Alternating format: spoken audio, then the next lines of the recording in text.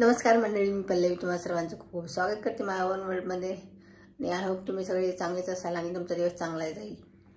तर आता द्यायचं आहे मला टिफिन आणि त्यासाठी मी बनवणार आहे ज्वारीची उसळ, जो की मी स्वतः नवीन प्रयोग करणार आहे आणि तो नवीन प्रयोग मी तुमच्यासोबत शेअर करणार आहे. तर इथे आहे ज्वारी, जी की मी रात्रभर भिजत घातलेली आहे.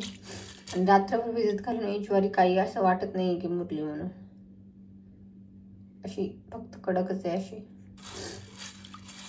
आणि या ज्वारीकडे बघून तर असं वाटते की 2 शिट्ट्याने काय होणार नाही, याला 4 ते 5 शिट्ट्या, 5 शिट्ट्या तर नक्की कन्फर्म लागते. तर चला बघूयात, करून बघूयात होतं की नाही. तर इथे मी घेतलेलं आहे कुकरमध्ये 2 ग्लास पाणी आणि यात टाकणार आहे आता मी ज्वारी. पण ज्वारीचं पाणी आधी मी काढून घेणार आहे. मी हा प्रयोग पहिल्यांदा करते, कसा होईल काय माहिती नाही. आता टाकून घेऊयात थोडंसं मीठ चवीपुरतं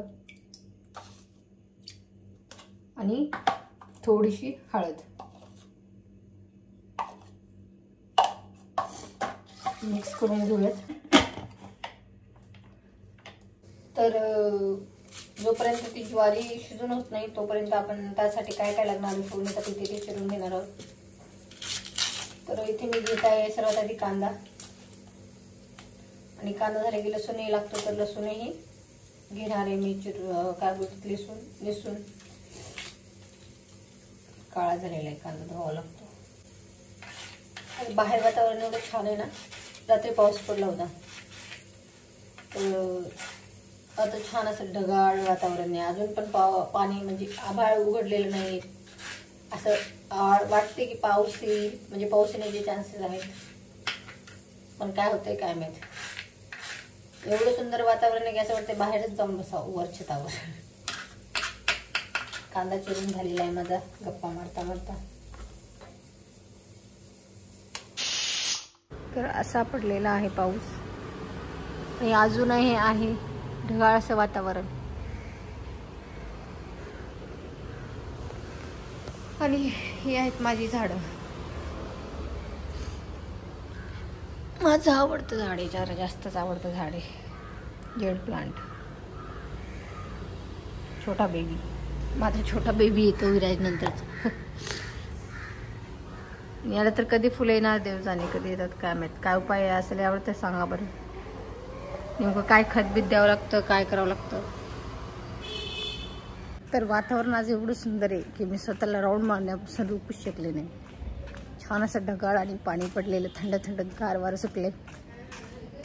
तर मी आता जाते, पार्क आहे इथे छोटंसं, त्याला एक राऊंड मारून येणार, थोडंसं बसून शांत. असे कुकर गरमच आहे सध्या, ज्वारी टाकलेली आहे ना त्यात, तर ते थंड होईपर्यंत बसावंच लागणार होतं. कांदा चिरून झालेला होता, लसूण इसून झालेला होता, पण ते कुकर थंड होण्याची वाट बघत बसल्यापेक्षा जाऊन एक राऊंड मारून आलेले परवडलं असं वाटलं आणि मी राऊंड मारायला आले. तर पार्कमध्ये गेल्यावर दाखवते मी तिथला व्ह्यू. तर रात्री धो असा पाऊस पडल्यामुळे गार्डनला, पार्कला सगळं पाणी साचले. माझ्या मागे बघू शकता, जिथून वॉक करायचं त्या रस्त्यांवर ती पण पाणी साचलेलं आहे. त्यामुळे काय नाही, आता 10 मिनिटं छान बसायला पण जागा नाही, सगळं ओलं आहे. छान उभं राहणार थंडगार हवेत आणि नंतर घरी जाणार. हा आहे आमच्या पार्कचा व्ह्यू. इथे छोट्या मुलांसाठी सगळं खेळण्यासाठी सगळ्या सोयीसुविधा आहेत. तसंच रोज सकाळी राऊंड मारण्यासाठी, म्हणजे जे व्यायाम वगैरे करतात त्यांना राऊंड मारण्यासाठी भरपूर अशी स्पेस आहे आणि बसायलाही भरपूर अशी जागा आहे. आणि छान छान हिरवीगार झाडे पण आहेत. म्हणजे दुपारी जरी आलं तरी आज झाडांनी सावली राहते, जिथे वॉक करायचं तिथे आणि आपण वॉक करू शकतो झाडांच्या सावलीमुळे, ऊन लागत नाही. तर इथे आपली ज्वारीचं कुकर लावून झालेलं आहे. आणि आता ज्वारी कशी शिजली ते बघूयात आपण.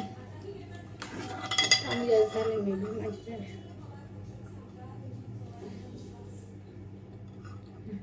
शिजली व्यवस्थित अशी शिजलेली आहे ज्वारी. आणि आपण उसळ बनवू शकतो ज्वारीची.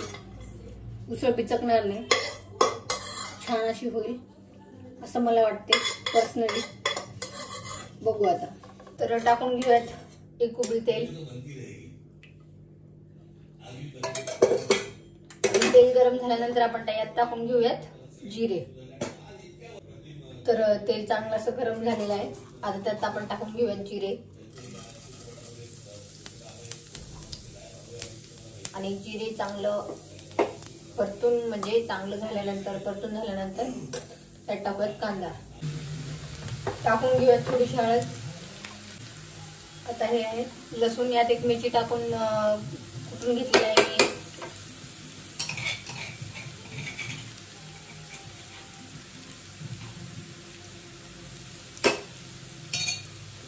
आणि आता छान असं हे परतून घेऊयात.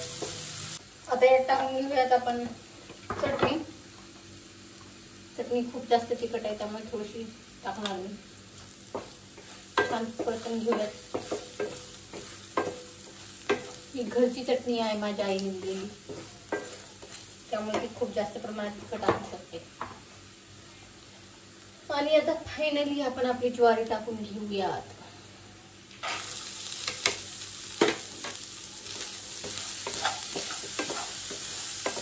छान परतून घेऊयात.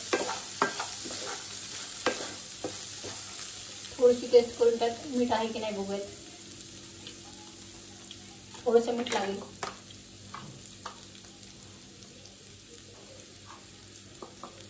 एवढं. तर काही अशी झालेली आहे उसळ. माझ्याकडे कढीपत्ता, कोथिंबीर, धणे पावडर असं काही अवेलेबल नव्हतं म्हणून मी यात काय टाकलं नाही. तर तुम्ही करसाली उसळ तर तुम्ही तेवढे पदार्थ टाका, म्हणजे जिन्नस टाका. आणि चवीलाही एक नंबर अशी झालेली आहे.